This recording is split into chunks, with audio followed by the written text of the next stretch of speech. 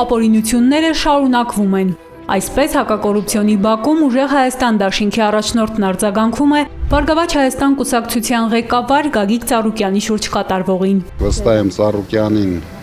ոչ մի որոշումով չեմ վախեցնելու։ Արմատ մեդիան հետաքրքրվում է, այսպիսով վտանգված չէ մեր երկրի գործարար հեղինակությունը։ Ներդրումների հոսք տեղից էլ չկա վերջին տարիներին, ասում է Սամվել Կարապետյանը, բայց փաստ է, քաղաքական նկատառումներով մեկը մյուսի հետևից կողպող բիզնեսները վտանգավոր ազդակ են։ Իրենց բոլոր քայլերը կանգնեցնում են թե ներքին ներդրողներին, թե արտաքին ներդրողներին, այդ Ծառուկյանը գլխավոր ներդրողներից մեկն էր։ Ռուսական փակ դռներին բախված հայ տնտեսվարողներին հույս են տալիս, թե Եվրամիության 450 միլիոնանոց շուկան բաց է ձեր առջև։ Կարող է Եվրամիության շուկան ԵԱՏՄ-ին հստակ այլընտրանք դառնալ հայկական ապրանքի համար։ Դժվար թե, արձագանքում է Սամվել Կարապետյանը։ Մի քանի հատ ծիրանք տանեն, մի քանի հատ միգուցե պամիդոր էլ հաջողի տանեն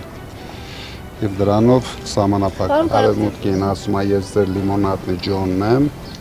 ռուսներին ասում է ես ձեր Նիկոլայն եմ, հիմա ով ինչքան հավատում է, այդքան էլ հավատում է։ Ինչպես կայացրին խորհրդարան գնալու որոշումը, հետաքրքրվում են լրագրողները։ Ուժեղ Հայաստան դաշինքի առաջնորդը բացատրում է, մինչև այս մասին կհայտարարեին, հանդիպել, լսել են իրենց բազմաթիվ ընտրողների։ Բացարձակ մեծամասնությունը պնդել է, ճիշտը այս լծակն օգտագործելն է։ Մենք մեր որոշումները ունենք, մենք